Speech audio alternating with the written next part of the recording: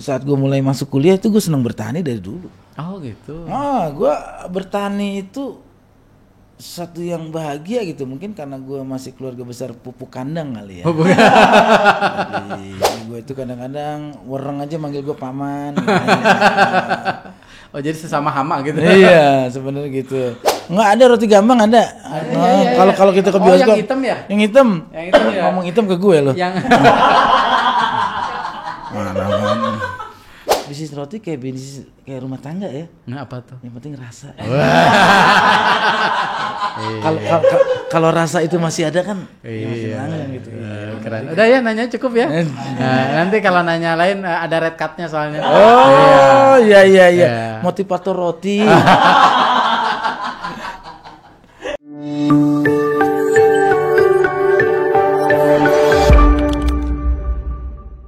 Bang Narji, selamat datang. Akhirnya mampir di podcast. Nggak sengaja tadi lagi lihat daerah sini. Lagi lewat ya. Dipanggilin ini. Nggak sengaja lewat, lagi ngecek rumah di sini. Enggak, lagi ngecek ada rumah singgah nggak gitu kan. Rumah singgah. Mau numpang buka. Oh iya. Biasanya ada yang suka antri juga bang. Ikut antri gitu maksudnya. Itu saya nunggu jamnya nih. Sambil nunggu jamnya antri takjil, kesini aja dulu. Ikut antri ya. Ntar maghrib di sini banyak takjil bang. Wah alhamdulillah, emang ini toko takjil juga? Bukan. Hebat juga ya. Di masjidnya bang. Oh di masjid. Iya. Bang Narji kesibukannya apa sekarang nih bang? Sibuk saya sekarang lagi bisnis. Bisnis apa tuh? Ternak tuyul sama babi ngepet.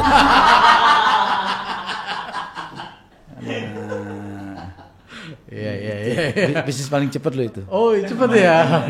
Oh, iya. Itu manajemennya gimana tuh bang? Yang penting kita dapat bibit tuyul yang bagus, dapat babi ngepet yang rajin, ya kan? Karena tuyul juga tergantung harganya kan. Gitu. Makin mahal makin rajin tuh. Gitu. Yang jagain lilinnya perlu ya? Yang jagain lilin ya kita makanya cari istri itu yang kuat begadang. Gitu. Oke. Jadi bisnisnya itu? Ya itu bisnis sampingan aja. Itu bisnis mingguan malam Jumat. Bisnis benarnya apa dong bang? Ya alhamdulillah sekarang saya sama istri saya sedang merintis produk-produk kosmetik sama fashion. Kita ada produk namanya NDA. NDA singkatan dari apa tuh? NDA itu bisa aja itu panggilan sayang ke istri saya ke istri. Enggak. Ya. Sebenarnya NDA itu juga bisa Narjidian and Friend. Ada juga NDA itu bisa artinya Narjidian ada-ada aja sih. Ada-ada aja bikin yang ginian gitu ya. Ya itu sekarang lagi ngerintis bisnis ke situ. Oke. Terus apa namanya produknya apa aja? Produknya sementara ini yang sudah keluar BPOM-nya sama label halalnya itu kita itu sudah ada 2 parfum laki perempuan dan juga deodoran. Ini sedang menyusul produk kita untuk Plim tea. Passing perut. Jadi ini uji cobanya nanti. Ini nanti uji coba ya. 3 bulan insya Allah lah. Kan kalau misalnya jualan produk, wah ini Bang Narji aja nggak turun gimana nanti kan kalau apa kata netizen kan? Ya itu kan target kalau yang untuk Plim tea itu bukan saya modelnya, istri saya. Istri saya. Kalau saya ini ntar ada produk berikutnya. Apa tuh? Yang kopi untuk laki-laki. Ada lagi. Ada juga. Buat apa tuh kopi? Kopi yang laki-laki itu ya khusus kopi itu buat stamina laki-laki. Boleh dibuktiin Kang. Tapi nggak boleh tunjukin aja. Enggak ya. Kirain Akang mau uji coba. Jangan. Mumpung saya bawa nih alat uji cobanya nih. Enggak bang, normal bang. Normal ya. Maaf ya bang, salah nanya saya bang. Iya. Soalnya dari kata-katanya mirip orang yang kerja di salon ini saya ngeri juga. Anak 4 bang, aman bang, anak 4 bang. Anak 4 ya, tapi udah cek DNA. Mirip saya bang. Mirip. Bang. Cetakannya mirip bang. Kalau yang masalah mirip, semua kampung juga banyak yang mirip saya. Sekarang bikin produk ya kan. Terus sekarang masih nggak ngisi-ngisi kayak gitu bang? Ngisi-ngisi masih. Kemarin saya terakhir ngisi bak mandi, toren, sama empang tetangga tuh kan keringnya. Saya isiin lewat sungai gitu kan, alhamdulillah. Piring juga diisi bisa ya? Masih. Air diisi gitu ya. Terakhir sih ngisi pulsa tetangga tuh. Salah nanya ini. Jadi pertanyaannya perlu hati-hati nih ya. Iya. Ini Bang, maksudnya suka datang, bukan datang ya, yang ngisi acara di televisi gitu. Jawabnya gimana ya? Masih, kita untuk bintang tamu masih, tapi untuk program reguler sekarang saya juga emang agak milih-milih. Milih dalam arti mana acara yang bisa nggak terlalu ngikat waktunya. Diikat waktunya? Masya Allah. Iya, jadi waktunya diikat, kadang jam 9 diikat, tek udah nggak jalan-jalan. Di situ aja gitu kan. Jadi saya itu lebih banyak sekarang lagi pengen itu bisnis, usaha yang bisa sering ketemu anak sama istri. Wih, mantap. Kenapa pengen ketemu sama anak istri sekarang Bang? Kan dulu sering ketemu kali. Dulu jarang ketemu dan akibatnya itu kadang-kadang saya ngambil rapot aja nggak dipercaya gitu kan. Nggak percaya itu bapaknya gitu. Iya. Saya itu ngambil rapot aja bawa kartu keluarga kan. Ini bener loh Pak, ini bapaknya gitu kan. Karena dari struktur wajah juga nggak ngedukung sebagai ayah gitu kan. Berarti anak mirip istri? Lebih mirip ke sopir. Oh ke sopir. Oh makanya tadi enggak maksudnya istri saya kan sering nyopirin saya. Sopir saya tuh istri saya. Iya. Kan saya pikir kan tadi ngomong udah tes DNA belum? Jangan-jangan dari pengalaman pribadi, bukan? Ngomongin cek DNA kayaknya sensitif banget sih Akang. Dulu ini Bang, pernah nyalek katanya ya? Ya alhamdulillah sekarang saya udah termasuk kategori ilegal ya. Ikatan caleg gagal. Oh ilegal, ikatan caleg gagal. Iya. Ya kemarin saya nyalek itu alhamdulillah saya bilang bukan saya gagal. Saya waktu nyalek nggak terpilih itu yang gagal bukan saya, tapi yang nggak milih saya itu adalah orang yang gagal. Tapi masih banyak kan yang milih kan? Masih banyak kan? Nggak nyampe berapa? 12 itu? Saya alhamdulillah suara sampai 20.000 lebih ya. Tapi alhamdulillah ternyata ada yang lebih tinggi dari saya. Itu masalahnya. Gitu. Oh nyampe 20.000? 20.000. Jadi saya itu mendapatkan suara seperti itu lebih. Saya mikir, kok banyak suara orang yang lebih tinggi dari saya? Oh ya pas saya ngaca iya. Fisik juga banyak yang lebih tinggi. Sadar diri aja lah. Jadinya ngalah lah ya. Ngalah ya. Padahal kalau dikasih menang oke juga ya. Ya kalau masalah itu kan masalah udah garis tangan. Masalah kita itu mau Allah itu udah ngegarisin kita tuh mau kemana jalannya. Jadi kita juga nggak udah maksa kehendak gitu kan. Apa yang kita pengen kan belum tentu Allah pengen. Iya mungkin juga begitu saya lahir orang tua saya juga nggak pengen bentuk anak saya.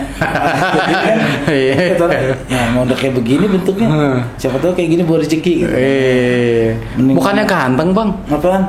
Ya Akang kalau puasa gini emang gangguan mata ya?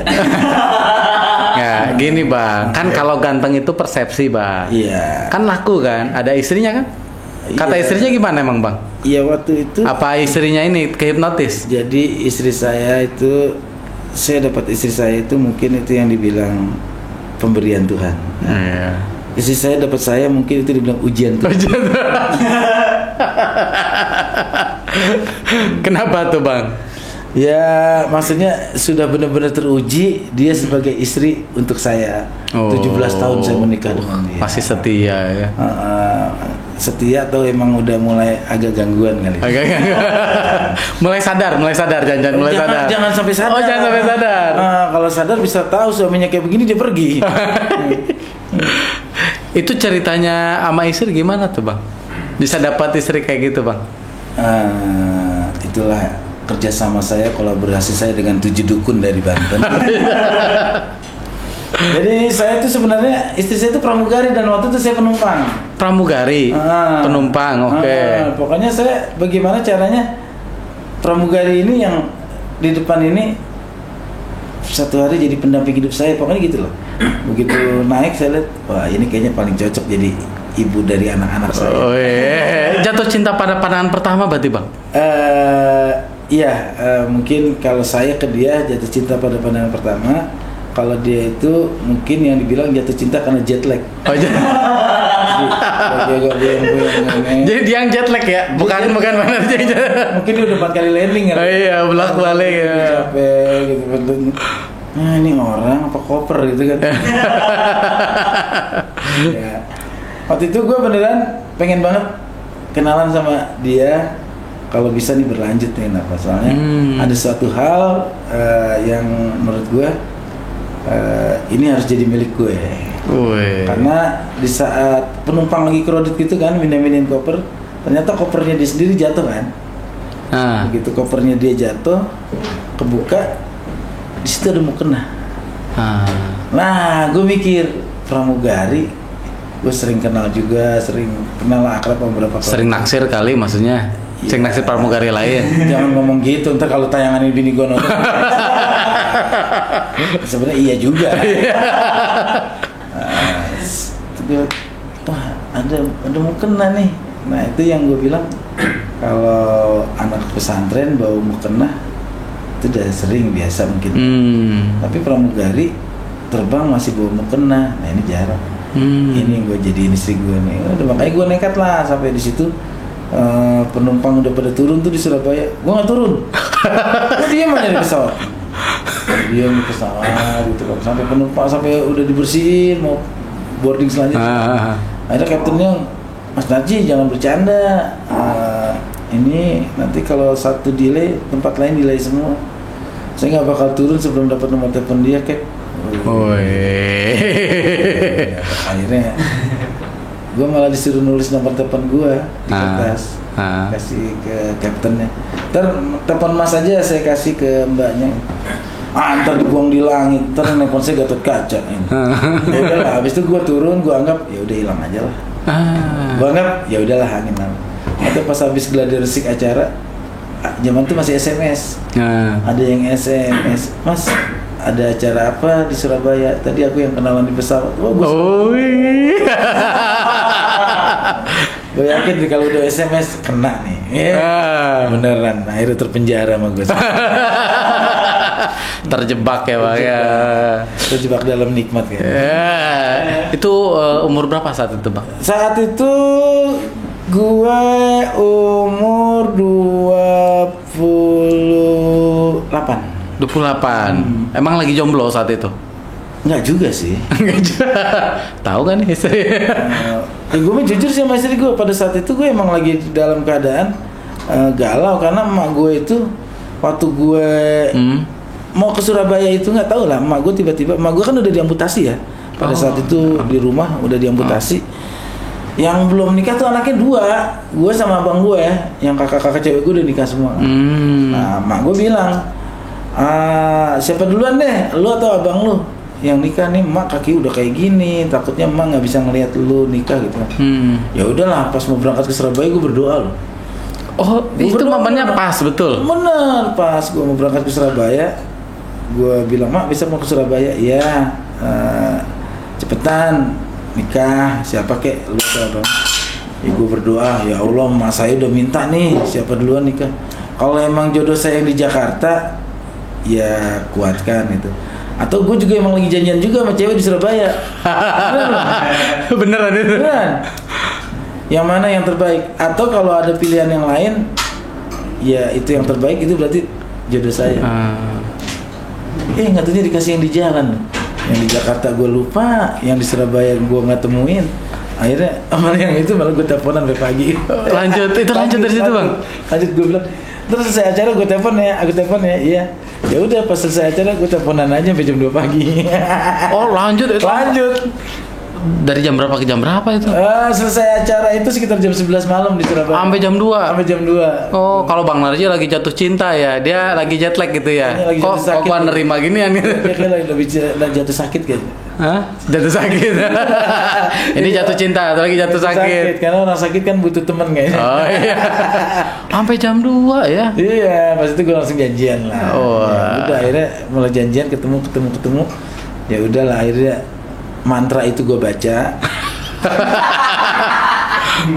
Hipnotis gue mainkan. Ya alhamdulillah sekarang punya anak 3, dia masih belum sadar. Jimat masih dibawa-bawa kan di dompet gitu. Pokoknya sekarang tuh bini gue kalau habis sholat doanya lama gue tepak. Jangan lama-lama ntar dapat hidayah. Nah, gitu.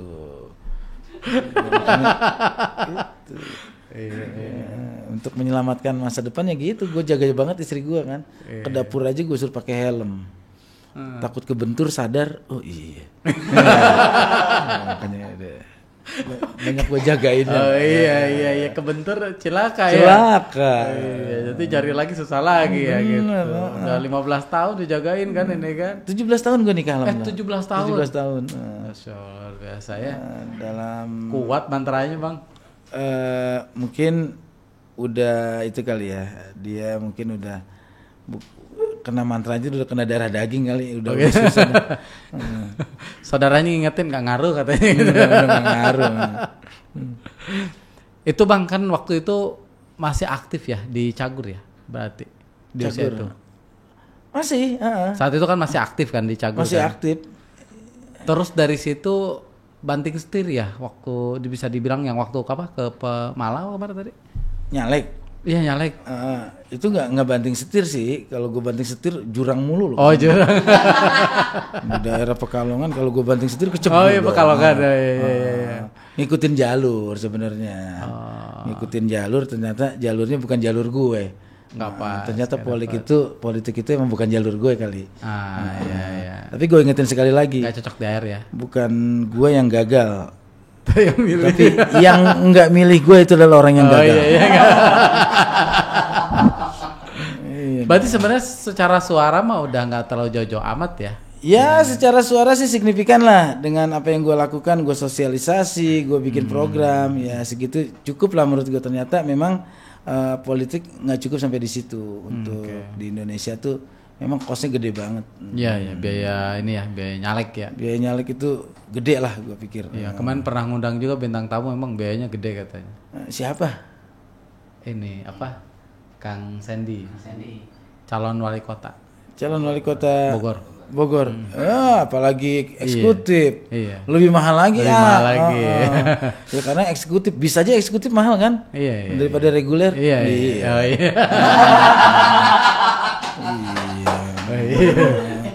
Untung saya udah antisipasi nih langsung nggak pernah naik Ciputat Sukabumi sih.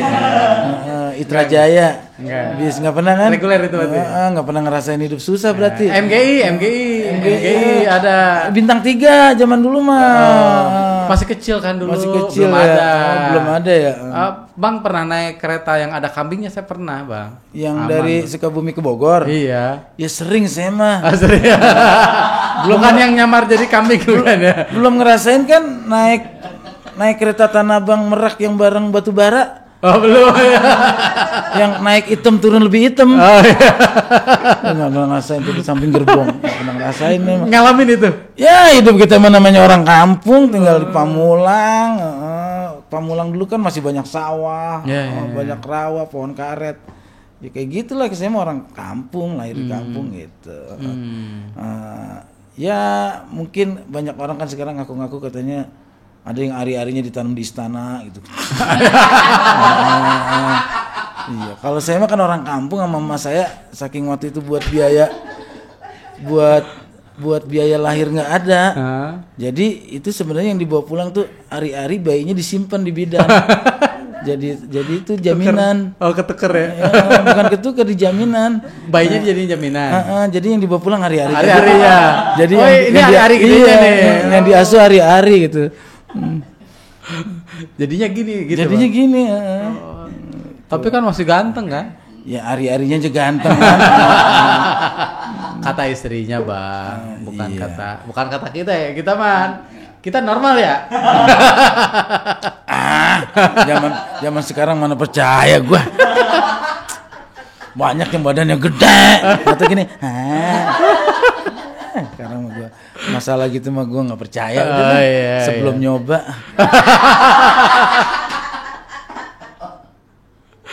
Jangan dicobain.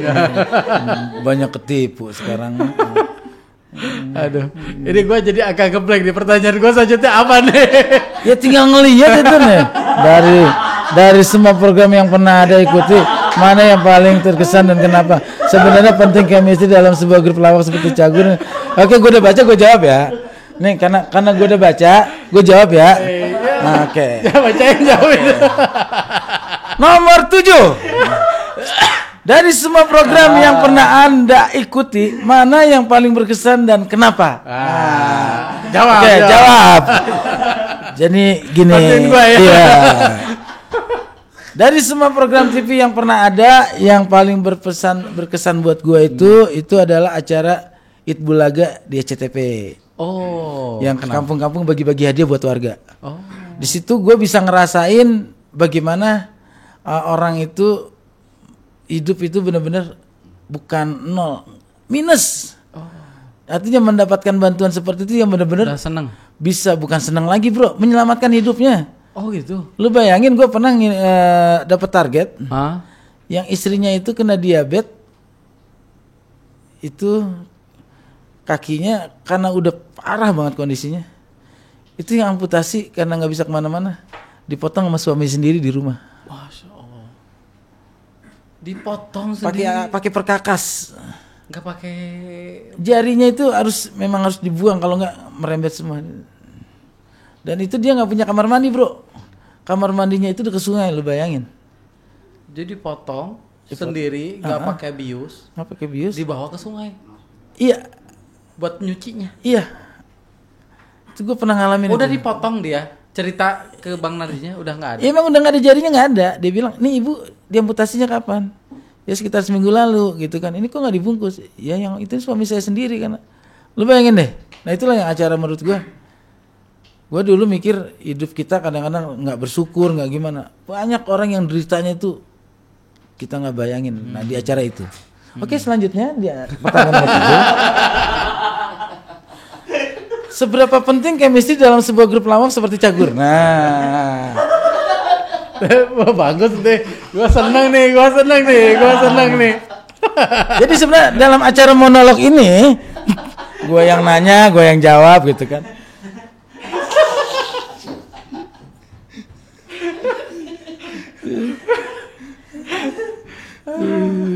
Lanjut jawab apa? Bro, kan kita sama-sama puasa bro. Please deh gue jawab aja, lu nanya. Kalau gue nanya juga, jawab juga. Gue ngeblank nih lihat teks karena saking serunya gitu kan, maksudnya pas itu nyambungnya kemana nih gitu. Bagi-bagi kerjaan bro. Iya, lu yang nanya, gue jawab. Iya. Kan kita sama-sama puasa bro. Iya. Haus ya, masih jauh lagi ya. Baru jam segini lagi. Ya Allah, merbot aja masih tidur. Oke, gue nanya lagi sekarang. Bentar. Gue tarik nafas dulu. Soalnya lupa tadi terbang gitu bang pertanyaannya gitu. Apa ya? Nggak sesuai itu soalnya. Nggak apa-apa. Bang, kalau kan tadi kalau bicara show yang paling berkesan tadi ya, gitu. Tapi dalam hidup nih bang, yang paling berkesan, yang menurut abang pengalaman yang paling berkesan menurut abang pas mana tuh? Ya menurut gue dalam hidup yang paling gue berkesan itu di saat nyokap gue diamputasi. Amputasi. Itu gue merasa bahwa semangat hidup gue itu gue belajar dari nyokap gue. Nyokap gue 6 tahun di rumah dengan keadaan kaki diamputasi, tapi hidupnya itu tidak pernah merasa bahwa dia itu menjadi minder atau menjadi orang yang minoritas. Ini loh, nyokap gue itu masih dalam keadaan gitu, humor Betawinya tetap aja jalan kan, dia duduk di depan rumah di kursi roda gitu kan. Dia lagi duduk ini, namanya tinggal di kampung itu kan ada tukang sendal keliling loh tuh kan. Tukang sendal tuh nawarin sendal ke nyokap gue. Lu bayangin dalam keadaan nyokap gue diamputasi kan. Bu, beli sendal. Emang ada bang sendal yang dijual sebelah doang. Mak gue jawab gitu loh. Dan di situ ada gue bilang gue yang pelawak aja ngadepin hidup begitu mungkin berat gitu. Tapi buat nyokap gue dijawab enteng air, tukang sendal dari kaki nyokap gue langsung, ibu maaf ya bu gitu dong. Iya. Enak. Itu kan bercanda lagi nih. Bokap gue bilang, mak babe tuh kayaknya mau ke rumah janda deh sebelah rumah gitu. Biarin aja dia pergi. Gue mau sengkat, gue udah nggak bisa nyengkat gitu. Tuh. Dia anggap enteng ya. Ya, kalau kita kan dalam keadaan kehilangan anggota tubuh seperti apa. Tapi nyokap gue dalam keadaan kehilangan anggota tubuh, dia tetap seperti itu. Dan satu hal yang gue belajar dari nyokap gue, dia tetap pakai kursi roda tapi minta dibikinin dapur itu mejanya khusus yang buat dia. Kenapa? Dia tetap pengen mengabdi sebagai istri, masakin bokap gue. Oh, oke. Pakai roda gitu dia ngiris-ngiris. Lu bayang nih. Pengen tetap bisa melayani lah. Melayani sebagai. Dan nyokap gue tuh meskipun dalam keadaan dia amputasi, dia mandi, bersisir, bedakan, badannya wangi dia bilang. Nah, karena meskipun dia bilang gue udah gak sempurna, gue tetap masih istri dari Babelo gitu. Itu kewajiban gue buat tampil cantik, wangi itulah. Itu yang gue merasa hidup tuh banyak belajar dari nyokap. Nggak pernah ada keluhan yang menurut dia, kecuali yang dia ngeluh tuh satu, kalau anaknya itu nggak sesuai hidupnya dengan yang aturan yang ada gitu. Kalau anak yang langgar aturan itu yang bikin dia suka sedih. Tapi kalau masalah dia gimana hebat nyokap. Itulah yang gue bilang momen hidup gue yang nggak bisa gue lupain itu soal gue belajar dari nyokap gue lah. Mentalnya itu. Mentalnya itu loh, baja banget. Padahal makanya kalau gue sih karena lagi ada ujian gini-gini gue mikir nggak seberapa dari yang dialamin emak gue. Emak gue aja kuat. Gitu. Emang lagi ujian apa bang? Ini ujian matematika tesis. Gitu? Aman ya? Aman. Sorry, nyokap masih ada bang? Udah nggak ada. Nyokap udah nggak ada, bokap nggak ada. Sekarang itu, tapi gue pelajaran yang gue paling banyak dapet ya dari nyokap gue lah. Gue happy jadi anaknya beliau gitu. Oh. Jadi bahkan kalau ngelawak kayak gini dari nyokap berarti ya kayaknya, nyablaknya. Nyokap bokap namanya orang Betawi, kalau ngomong suka seadanya aja gitu kan. Apa adanya aja orang Betawi sih gitu kan. Kayak babe gue itu nggak anak yang jadi orang tua yang nggak pernah anak itu disanjung, dipuji gitu. Justru lebih banyak anak itu dikasih masukan atau kritik gitu kan. Jadi ya mental gue udah terbiasa banget itu. Kalau dicengin sama orang di luar, gue bilang, lu jangankan di luar, di rumah gue juga dicengin sama keluarga. Lebih parah lagi. Jadi udah terbiasa mental di keluarga gue sih gitu. Justru dicengin dulu di dalam rumah mungkin, biar keluar mental biasa. Itu anak-anak ya. Sekarang kan apa-apa suka nyalain luar dulu. Betul. Introspeksi di dalamnya lu udah kuatin lo mental anak-anak lo gitu. Betul. Kan banyak juga ada yang pernah beberapa orang yang sharing di sini juga, justru orang tuanya itu justru yang ngejek anaknya duluan di rumah. Biar mentalnya kuat. Iya. Jadi ketika keluar rumah diejek itu, gue udah biasa di rumah diejek bener. gitu. Anak sekarang mah apa gitu sensitif lah. Guru dilaporin gini. Lapor sosmed sekarang. Oh jadi sebetulnya dengan berbagai segala tantangan hidup ya, dibanding dulu perjalanan lagi lihat emaknya gitu ya, ya itu nggak seberapa ya. Ya nggak seberapa lah. Kalau yang sekarang gue alamin hidup itu dari yang dialami nyokap gue berat banget. Menghidupin 6 anak. 6 anak keberapa bang berarti? Bontot gue. Bontot. Gen sisa ini. Gen sisa. Kan ari-ari tadi kata bilang. Iya. Ari-ari. Ari-ari sisa lagi ya. Oh anak bontot. Kalau yang 5 lagi ada yang sama ngelawak atau nggak ada di keluarga besar gue, nggak ada dari uyut gue, dari semua nggak ada yang. Oh cuma bang aja doang sendirian. Kebanyakan guru keluarga gue.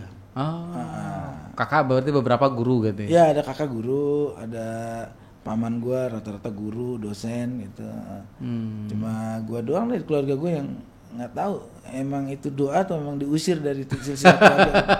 Diusir dari standar biar nggak ngajar. Cocok ngajar, cocoknya di ngelawak gitu ya. Terus bang kan kalau bang Narji itu kan awalnya dari ngelawak dulu ya. Terus kemarin tuh kan sempat ke nyalek ya. Habis nyalek itu sempat jadi petani ya. Enggak, kalau bertani sih dari dulu gue. Dari sebelum gue itu di saat gue mulai masuk kuliah itu gue senang bertani dari dulu. Oh gitu.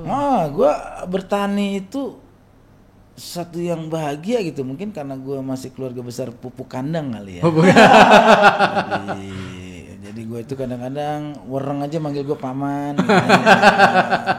Oh jadi sesama hama gitu. Iya sebenarnya gitu. Awal mula gue seneng bertani itu waktu gue di kampus, karena gue tinggal di kampus dulu. Gue tinggal di kampus, di dalam kampus, aktivis gitu. Gue sering gaul juga sama teman-teman pencinta alam tuh di kampus gue. Apa Mapalu ya? Mapala. Kalau tempat gue namanya kalau tempat gue nama Erot apa? Itu mah. Beda itu. Suka bom itu mah. Beda lagi itu. Di kampus gue namanya Eka Citra. Itu di situ gue belajar tuh, anak-anak itu kan ada suka nyelamatin pohon-pohon beringin yang ada di dinding kampus gitu kan. Ngerusak juga, dipindahin juga kan, bagus dipindahin ke media jadi bonsai gitu. Dari situ gue mulai suka tuh. Nanam-nanam. Iya gitu. Pas gue nikah ternyata istri gue di kampung, orang kampung banget. Iya, di Pekalongan ini ternyata punya sawah, punya ladang gitu kan. Ya gue makin suka lah lihat mertua gue nyangkul gitu kan. Itu yang gue akhirnya, wah gue harus juga nih nekunin pertanian kayak gitu. Ternyata lumayan hasilnya. Masih sampai sekarang bang? Ya lumayan lah, kadang-kadang hasil pertanian itu lumayan tuh, kadang-kadang malam kita pinggang kena. Pegel ya? Itu mah pegel lah. Habis nyangkul. Alhamdulillah, artinya pertanian ini yang bikin gue tuh belajar secara filosofisnya sebenarnya. Hidup itu butuh proses. Buat kita bikin nasi yang kita makan itu prosesnya panjang loh. Dari ngebajak sawah, kemudian kita menyemai bibit. Setelah itu kita namanya matun tuh, nyabutin rumput. Selesai nyabutin rumput nanti kita memupuk, setelah itu jagain burung. Setelah kita panen pun prosesnya nggak langsung kan. Betul. Dijemur, digiling, digilis gitu. Setelah itu dijemur baru masuk ke penggilingan, dan masak nasi juga perlu proses lagi kan. Iya, nggak langsung dimakan. Kalau zaman dulu kan ada pakai dangdang, kukusan gitu kan. Kalau kita hau ya. Di haunya. Sekarang kan kalau anak sekarang apa mikirnya, makanya gue paling kesel tuh kalau anak gue makan nggak habis. Nggak menghargain banget prosesnya kan. Nggak ngalamin soalnya dia. Nggak ngalamin ya. belum. Nanti kan diarahin sama bapaknya. Iya. Sana balik kampung gitu. Makanya gue ajak terus ke kampung biar dia tahu. Berarti di sana berapa tahun saat itu? Waktu nyalek gue hampir 3 tahun di Pekalongan. Jadi pas di Pekalongan sambil nanam tani plus nyalek oke di sana. Iya. Di sana. Jadi gue kemarin sempat terhenti kegiatan di Jakarta, kan gue lebih banyak di sana fokus. Bener-bener hiatus aja dari dunia hiburan ya. Kalau emang acara itu penting menurut gue, nggak bisa gue pulang ke Jakarta. Tapi kalau emang menurut gue itu acara nggak itu banget, ya mendingan gue di sana lah. Ditolak lah gitu ya, karena lebih pengen lagi mendalami pertanian gitu saat itu. Sekarang masih mertua yang ngurusin. Mertua. Ngertiin mertua dong ini, bukan? Mertua gue ngurusin sawah, nah gue ngurusin mertua gitu. Bilangnya Pak, aman Pak gitu. Aman. Yang pegal berarti mertua berarti ya. Katanya, lu sebenarnya mau beliin gue sawah atau mau nyiksa gue sih? Gitu. Berarti kebanyakan sawah di sana bang? Ya sawah juga ada juga perkebunan gitulah ya. Dikit-dikit sih nggak luas, cuma buat seneng-seneng aja gitu. Ya, jadi kalau makan beras tinggal dikirim dari sana ya. Saya makan nasi Pak, nggak makan beras. Oh iya yang dimakan nasi. Salah nanya dikit. Emang perlu sama Bang Narji ini perlu tepat obrolannya. Oke, sekarang Bang lagi bertaninya udah sama mertua. Ya, berarti sekarang fokus ngurusin di bisnis. Iya. Kita lagi coba usaha sama istri. Karena ini sebenarnya perencanaan kita udah lama, cuman baru bisa terwujud di tahun ini.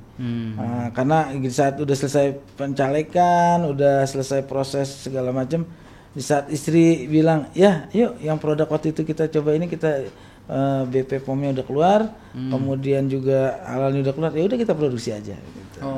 Itu produksi sendiri atau pakai maklum bang? Kita tetap pakai pabrikan. Pabrikan ya. Karena standarnya kayak begitu kan. Kita kan nggak tahu tuh zat aktifnya apa segala macam. Iya, nggak paham lah. Nggak paham. Fokus jualannya aja kan. Iya. Kan. Kecuali perusahaan roti kali kita bisa bikin sendiri kali Iya ya. bisa. Rasanya aja nanti bisa enak atau enggak gitu. Oh, ya itu kalau Amor Cake itu apaan sih? Masuk keluarin. Iya. Ini lagi bulan puasa sih ya. Spill ini Bang. Oh, ini. Waduh. Ini Bang. Ini chip Bang. Jadi gue dari tadi nih ngobrol sama tukang roti. Bilang-bilang. Gue kira lagi ngobrol sama siapa gitu. Makanya nggak pinter baca di depan Bang. Waduh, alhamdulillah ya. Macam Amor Cake ini. Wah, ini abone. Macam-macam ya rasanya ya. Iya, di sini mah jangan dimakan Bang. Di mobil boleh sendiri. Nggak ada orang. Ini apa nih Kang? Itu roti raisin. Saya lagi kita seneng tuh roti gambang kalau orang Betawi. Roti gambang tuh. Roti gambang, jadi roti bisa main gambang gitu kan. Enggak ada roti gambang ada. Kalau kita ke bioskop. Yang hitam ya? Yang hitam. Yang hitam ya. Ngomong hitam ke gue loh. Yang yang hitam. Iya, yang hitam coklat ya, yang hitam coklat. Jangan ngomong ke sana Yang ada wijen-wijennya itu. Iya, yang ada wijen atasnya gitu. Agak pedas-pedas cengkeh. Ya, yang dilempar sakit itu kan? Ya, siapa juga dilempar sakit. Agak keras maksudnya Bang. Iya. Teksturnya agak padat. Teksturnya emang agak padat. Ya, kita kembali ke pembahasan roti lagi. Ya, seru juga nih ngomongin roti. Jadi mau nanya apa Bang? Saya juga kesini lagi pengen belajar bisnis gitu. Kayak kan masih muda juga, maksudnya itu menekuni bisnis nggak mungkin dong langsung modal besar kan. Dari yang kecil dulu. Itu gimana ngejaga kesabarannya. Oke, baik Bang. Kita belum pernah bahas di podcastnya. Saya dulu dari motoran juga Bang. Jadi saya nggak punya modal, jadi saya jual ke teman-teman saya yang kerja di pabrik. Belum punya toko bahkan dulu. Ya dalam perjalanan intinya bangun tim Bang. Jadi kalau bisnisnya pengen gede ya perlu bangun tim. Kalau enggak bangunin kakek kan kasihan gitu lagi istirahat ya. Oh iya, apalagi kakinya udah nggak bisa bangun kan. Iya gitu. Belajar. Oh bisa ya dikit. Jadi awalnya gitu bisnis itu emang kita mulai satu dari yang kecil. Karena sesuatu yang besar adalah kumpulan dari hal-hal kecil. Iya. Jadi itu stop. Mau nanya? Masih mau nanya? Iya, saya mau nanya lagi nih. Nih kalau yang namanya roti ini kan sekarang itu ini merupakan udah satu bisnis yang udah hutan belantara. Banyak gitu. Iya. Bagaimana kita bikin menahan brand kita itu agar terus orang tuh konsisten untuk mengkonsumsi produk roti kita. Ya, kalau produk itu yang kuncinya tuh di rasa, Bang. Jadi kuncinya di produk lah ya. Kan kalau kita jualin produk atau jasa, kuncinya di produk. Jadi mau ngomongin pakai strategi apapun, nanti kembali ke rasa. Kalau di makanan terutama. Berarti bisnis roti kayak bisnis kayak rumah tangga ya? Nah, apa tuh? Yang penting rasa. Kalau rasa itu masih ada kan, gitu. Keren. Udah ya nanya cukup ya. Nanti kalau nanya lain ada red card-nya soalnya. Oh iya. Motivator roti. Bercanda bang. Soalnya ini masih banyak pertanyaannya. Ya udah tanya WA aja deh. Ntar jawabannya 11. Oh iya. Jadi nanti bersambung ya, podcastnya bersambung dengan jawaban dari audio gitu, audio WA gitu. Karena zaman udah canggih, ribet kan. Bang, pernah mengalami titik terendah ya? Ya sekarang juga kumpul di sini gue paling rendah kan. Pakai nanya titik terendah. Sama Pak Tono rendahan siapa? Hah? Rendahan dia? Sama lah. Oh sama. Makanya saya seneng datang ke sini. Oh kenapa tuh? Di mana-mana saya kan pendeknya juara 1, terus datang ke sini jadi juara 2. Ada dia juara 1. Titik terendah dalam hidup gue itu di saat gue pernah ngalamin deket sama perempuan, tapi benar-benar mengalami diusir sama orang tuanya perempuan itu. Diusir? Beneran yang emang nggak pakai basa-basi bahwa gue harus pergi gitu kan. Ya itu yang membuat gue bahwa oh laki-laki itu mungkin harus ada sesuatu yang bisa dihargai kali. Dan dari mulai saat itu gue nggak mau lagi deket dulu sama cewek sebelum gue merasa jadi laki-laki sukses. Gue nggak putus asa, tapi gue jadi motivasi buat itu. Siang malam apa yang gue bisa pada saat itu, gue emang serius pengen di dunia hiburan, pengen jadi pelawak. Manapun gue kejar itu. Belum jadi pelawak berarti ya saat itu ya? Sudah ikut lomba juara, tapi untuk dapat paket acara belum. Oh belum. Di situ yang gue berjuang, bagaimana caranya gue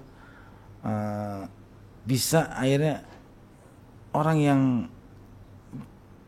pernah melukai gue, justru gue anggap itu sebagai motivator gue. Gue nggak dendam sama orang itu atau keluarga itu, tapi gue berpikir bahwa gue cuma ngebuktiin bahwa omongan lu kayak begitu tuh justru membuat gue jadi bangkit itu. Cambuk lu hebat gitu. Ya udahlah gue bilang. Itu bagaimana gue merenung. Oh iya, gue nggak juga hal itu gue nggak cerita ke nyokap bokap atau keluarga gue cerita sama hati gue sendiri. Dan di situ ternyata karena gue berdialog sama pencipta hati gitu kan. Berdialog ini ya mungkin laki-laki itu ada sesuatu yang bisa harus dibanggakan sehingga orang lain tuh bisa melihat, mungkin seperti itu gue pikirnya. Udahlah, akhirnya begitu di saat gue mulai memperbaiki hidup gue, kinerja gue, alhamdulillah kehidupan gue mulai berubah, baik secara finansial segala macam, itu karena motivasi dari diri gue sendiri setelah gue ngalamin itu. Makanya lu kalau pengen sukses, lu diusir dulu. Lu kalau merasa kok gue nggak sukses, lu belum pernah diusir. Berarti nih kalau kayak ini dia punya sukses, gue yakin 4 kali diusir kayaknya. Ya memang sih kadang itu bisa jadi ibaratnya dendam positif lah ya. Hal yang gue nggak dendam, gue pikir bukan dendam, gue bilang itu cambuk gitu. Cambuk positif lah istilahnya. Mungkin nyokap gue nggak bisa melakukan itu, justru orang lain yang bisa melakukan itu ke gue. Dan justru itu yang memotivasi sampai saat itu mungkin ya. Sampai saat ini dalam arti masih itu ingat itu diusirnya ya. Gue sekarang memotivasi ke anak-anak itu kan anak-anakku laki-laki semua. Gue bilang kalau lu sukses, lu harus ngalamin dulu titik nadir yang paling pahit. Karena katanya pepatah Jerman, obat yang paling baik adalah obat yang pahit rasanya. Itu Jerman itu ya? Itu ada filsuf Jerman ngomong gitu, tapi gue lupa namanya itu. Dia bilang kalau beneran ini? Beneran. Obat terbaik pahit rasanya gitu kan. Jadi kalau lu pengen sukses hidup, lu harus ngalamin dulu titik yang menurut lu paling pahit di bidang lu gitu kan. Makanya gue kalau ngeliat sekarang ada artis sukses, bisa kaya raya segala macam, gue nggak lihat sekarangnya, mungkin dia pernah ngalamin titik yang lebih pahit dari gue. Gitu. Ada titik terendah dari dia gitu. Gitu aja sih gue mikirnya. Mungkin pahitnya dia lebih daripada yang pahit gue alamin gitu. Terus filosofis hidupnya begitu sih. Gue tuh mau nanya, pertanyaan selanjutnya nyambung. Siapa sosok yang paling berpengaruh, Bang? Berarti yang tadi itu bukan? Emak gue. Oh, emak. Yang ngusir dulu bukan? Orang pertama yang manggil gue pelawak tuh emak gue. Di saat gue kelas 4 SD, itu gue udah punya grup pelawak di SD. Terus gue pernah ikut lomba sampai di tingkat kabupaten, gue masih juara gitu kan. Emak gue tuh sering gitu, kalau bangunin gue subuh, sholat, kalau mau jadi pelawak, bangunin gue tuh, pelawak bangun gitu. Jadi orang yang paling pertama nyebut, sayang emak gue waktu gue kecil dipanggil apa? Coba presiden. Jadinya gue pelawak bro. Pada saat itu emak gue ngomongnya, emak dulu ngomongnya pelawak sih, bukan jadi pelawak gitu. Coba presiden bangun gitu. Mungkin gue udah di istana kali bro. Iya juga ya. Tapi gue nggak nyalain emak gue sih. Udah bersyukur. Mungkin udah doanya lah daripada pengangguran kan lebih pahit. Ya saya pernah dengar istilah itu kayak labeling lah ya istilahnya. Kita di label sesuatu, justru itu kayak menguatkan kita kan, kita yang di labelnya itu. Jadi kalau anak itu tergantung ibunya sih. Ibunya ikhlasnya kemana mungkin itulah. Kayak gue mungkin nyokap gue emang udah ikhlas banget gue jadi pelawak, karena begitu lahir mungkin lu cocoknya jadi pelawak doang bentuk lu gitu kali ya. Jadi apa lagi, pelawak doang kan yang gak ada seleksi fisik gitu kan. Bukan kita yang ngomong kan. Ini mah curhatan gue aja. Iya, Bang nggak capek Bang menghina diri sendiri. Sekarang menghina orang kena pasal, bro. Lo salah ngomong dikit sekarang sosmed rame kan? Habis kita dihujat. Kalau menghina diri sendiri mah nggak ada. Gue mah sekarang hidup nyari selamat aja. Kadang memuji orang dikit dibilangnya penjilat. Iya. Kita ngatain dikit dibilangnya ngiri. Ya kan? Karena mah mending ngatain diri sendiri aja lah. Paling aman ya. Iya, masa diri sendiri somasi kan nggak mungkin. Masa Narji ngelaporin Narji gitu karena ngatain diri sendiri kan enggak. Iya. Karena kan lagi rame pengacara sama pengacara. Ya kan artis sama artis. Iya. Ini kan diri sendiri sama diri sendiri deh, aman dah hidup lu. Pernah dikritik dong sama netizen, Bang? Oh, lu jadi pelawak gitu. Ya menurut gue hak mereka. Sekarang itu segala macam kuasa, tapi gue mikirnya gini. Apapun sesakit-sakitnya ucapan netizen buat gue, yang pertama gue ambil positifnya, yang kedua belum tentu dia itu orang yang paham sama dunia kita kok. Zaman sekarang siapa aja begitu. Sering kita cek ini pas kita lihat akunnya, kadang-kadang akun bodong. Yang pusernya nggak disumpel berarti bodong. Terus pas gue cek kadang-kadang itu yang komen anak umur 7 tahun. Iya kan?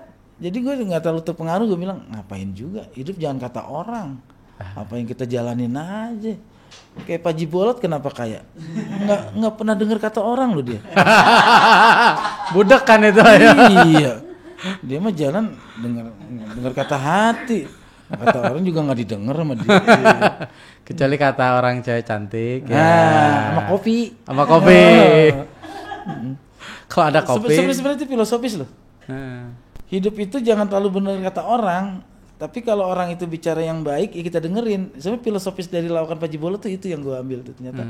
Kalau bicara tentang wanita, keindahan, bicara tentang kopi, makanan, ya dengar. Jadi di hidup itu dengerin yang baik-baik aja. Yang nggak baik mah jangan didengar lah. Jadi fokus pada diri sendiri. Iya.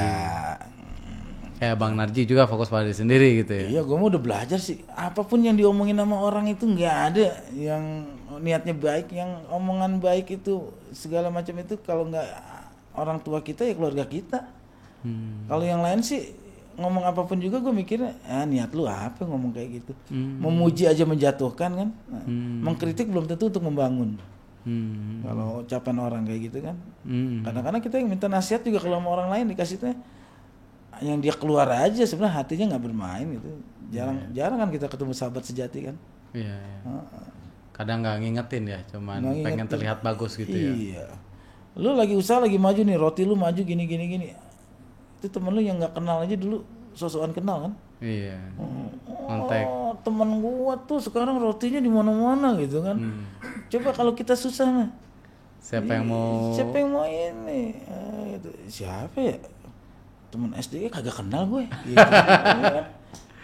Berarti banyak dong cerita perjalanan dulu waktu sekolah tiba-tiba ngedeketin gitu. Ada aja ya? Enggak, kalau dari dulu gue emang punya konsep yang gue tuh pengen deket sama semua orang. Itu terbukti gue tuh hafal nama panjang, nama lengkap temen SD gue tuh dari SD sampai SMA gue hafal. Jadi kalau reuni atau gimana gue nyapa tuh nama lengkapnya. Iya, kayak kemarin gue ketemu teman SD gue inget banget itu nama teman SD gue yang paling panjang. Namanya Raden Ayu Rohma Dewi Murdiati. Panjang. Gue ketemu papasan nih, Raden Ayu Putri Rohma Dewi Murdiati.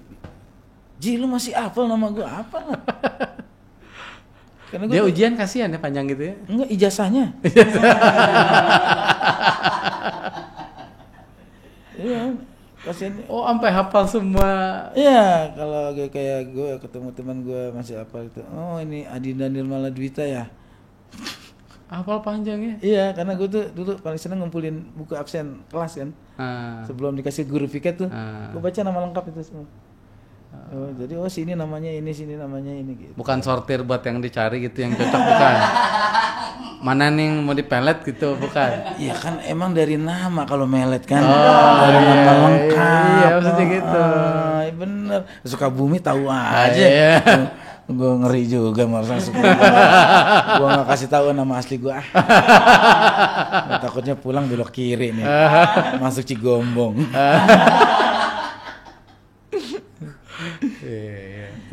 Emang Sukabumi terkenal juga ya? Oh iya dong, Cimande. Iya. Pelabuhan Ratu juga tahu kan? Tadi disebut. Masalah dengan kaki kiri kanan Cimande. Kaki tengah Cibadak. Kaki tengah Cibadak. Pelabuhan Ratu.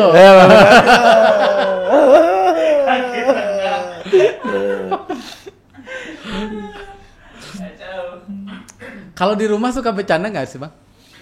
Ya gue sih hidup gue buat sehari-hari, anak gue kebetulan laki-laki semua, udah SMP, SMA sama SD. Buat gue tuh sehari-hari gue emang pengennya gue bercanda aja sama anak gue, nggak banyak hal yang menurut gue nggak terlalu serius gue nanggepin. Kayak anak gue nih ngambil rapot nilainya kurang memuaskan, ya ini maaf rapot kayak gini, ya ayah juga dulu lebih jelek, santai. Jadi juga ya bang? Iya maksud gue buat ke anak-anak itu kayak gue ngebangunin anak gue kan cowok semua gitu kan, kayak bangunin sahur gitu, pilih mana yo, bangun sekarang baik-baik atau ayah cium 4 kali. Buat dia kan dicium gue mungkin gak enak banget kali ya. Ya udah aku bangunin. Udah nyerah. Gede soalnya. Aku nyerah ya gitu kan. Jadi hal gitu kadang-kadang gue bikin sesuatu itu pakai gimmick-gimmick gitu kan, pamannya. Yo yang bisa ngambilin anduk cepet 10.000 nih. Lari ya. Iya pakai gimmick-gimmick gitu kan. Tapi ngajarin anak-anak pengen komunikasi dengan gaya yang santai aja gitu. Karena gue pengennya juga besok kalau dia suatu hari gue gaul di masyarakat, lu apa-apa jangan serius-serius banget lah. Lu ngerjainnya serius sesuatu, tapi lu menyampaikannya dengan sesuatu yang santai gitu. Satu yang santai itu biasanya lebih didengar ya. Mungkin karena pengalaman dengan nyokap juga ya waktu itu ya. Jadi kayaknya kan nyokap juga kayak ngaruh lah. Ngaruh ya. Kan Rasulullah udah bilang kan kalau cari sesuatu itu bibit bobot bebet. Ya kita bisa ngeliat ukur kelakuan seseorang itu. Gue tuh ngeliat orang di sekitaran gue, pribadinya tuh gue bisa ngukur keluarganya. Jadi kan gitu kan. Kalau lu kita karyawan, lu kan roti pasti banyak karyawan. Kelakuan karyawan lu bisa ngukur keluarganya kan berarti kan. Iya. Makanya gue bilang ke anak gue, jangan suka bikin macam-macam di luar, karena itu ukuran cerminan ya. Jaminan orang ngukur ayah sama enggak di rumah. Kalau kamu melakukan ini, emang orang tuanya pasti begitu gitu. Betul. Jadi cerminannya tercermin dari anak gitu ya, keluarga itu ya. Iya. Makanya kalau gue punya karyawan gini, gue mikirnya ya maklum lah. Gue pas liat track keluarganya, ya maklum aja keluarganya begitu. Anaknya kayak gini ya kualitasnya emang keluarganya nggak bisa ngasih kualitas yang bagus. Didikan orang tuanya. Ngaruh banget emang. Bang, ini kan sekarang sibuk di bisnis nih ya. Mau ke dunia entertain lagi gak bang sebenarnya? Ke dunia entertain ini fokus lah gitu. Menurut gue kalau fokus lagi sih wallahu alam ya. Tapi kalau gue meninggalkan itu naif banget buat gue. Karena yang orang-orang jadi tahu nama gue dikenal di mana-mana karena dunia entertain. Jadi sampai kapanpun juga nih dunia gue nggak mungkin tinggalin lah. Artinya ini dunia yang sangat berjasa buat gue. Betul. Buat keluarga gue, buat anak-anak gue kayak gitu. Tapi kalau untuk sampai fokus lagi banget itu menurut gue ngejalanin aja lah sekarang sih. Karena menurut gue dunia entertain ini udah cukup buat gue. 24 tahun juga udah cukup lama. 24 tahun. Sekarang itu gue lagi pengen tuh banyak ketemu sama anak. Oh capek juga ya kalau lagi hektik, lagi banyak job ya kayaknya. Ya gue pernah ngalamin lah ketemu anak cuma 2 jam gitu kan. Waktu ngambil 4 strippingan lu bayangin gue ketemu anak 2 jam. Gue gak pernah ngambil rapot anak gue. Bayangin. Harus bawa itu tuh ya apa kartu kakak juga ya. Tadi gitu kan. Ya sih inget bang. Harapannya jadinya apa bang ke depan bang? Ke depan gue pengen sekarang ini yang gue lakukan ini udah bukan lagi untuk pribadi gue, tapi untuk mempersiapkan anak cucu gue gitu aja. Banyak hal yang gue sedang siapkan ini. 10 tahun ke depan ini menurut gue di saat umur gue mencapai 60, gue pengen itu segala sesuatu yang gue lakukan ini udah anak-anak gue yang ngerjain. Dari sekarang gue udah mulai ngajarin anak gue ke bisnis ini gini pelan-pelan gue ajarin gitu kan. Makanya mulai ke bisnis ya kayaknya. Iya. Jadi maksudnya lu terusin bisnis gitu nanti gitu ya. Iya. Ada legasi lah. Iya. Oke. Siap. Jadi 10 tahun lagi gue pengen itu, gue udah pengen lihat anak-anak gue yang banyak melakukan apa yang gue lakukan sekarang gitu. Bapaknya pensiun lah gitu ya. Nggak pensiun, bapaknya tinggal ngeliatin doang dari belakang. Itu salah boy. Nggak gitu boy. Udah kakek-kakek nanti ya. Iya, kan ada juga kakek-kakek nakal kan. Itu yang kita cari. Iya. Bang, ada tips gak Bang nih buat sobat Kang Ridwan? Buat sahabat Kang Ridwan, tipsnya berapaan sih biasa tipsnya di sini? Uang taksi kan udah, bookingan udah. Ada tips juga. Ada Bang. sering lah. Kalau tips dari gue buat para sahabat Kang Ridwan, tertawakanlah masalah sebelum masalah itu mempertawakan diri kita. Jadi memang value-nya bercanda terus ya, tertawa, bahagia.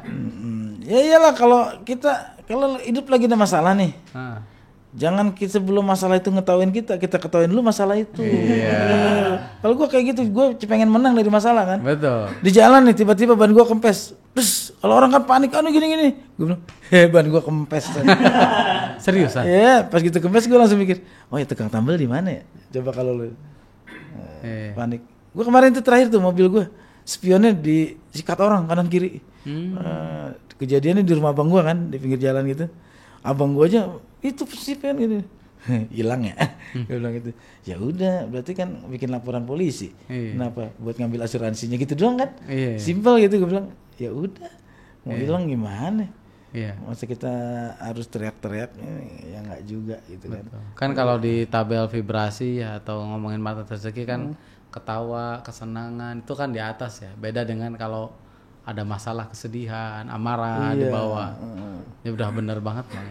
Aura itu ngaruh sama orang yang suka tertawa. Kan? Ketika datang aja udah pengen senyum nih ya. Ketawa sih, bukan senyum. Gue sih bukan ketawa atau senyum, memang susah mingkem. Bang Haji, thank you banget. Wah, udah mau sharing. terima kasih juga. Udah mau sejam, udah habis pertanyaannya Bang. Bener nih. Udah habis, ditelan nanti. Oke, buat para penonton channel YouTube ini, kalau ada kurang-kurang langsung aja cek di Meta AI ya. Tinggal searching. Sekarang semuanya lengkap kok di sana. Thank you Bang ya, udah mau hadir ya. Ya udah, makasih. Udah mau curhat di sini Bang. Thank you, alhamdulillah, Bang, ya. Makasih berkatnya. Aplaus buat Bang Haji. Thank you. Thank you.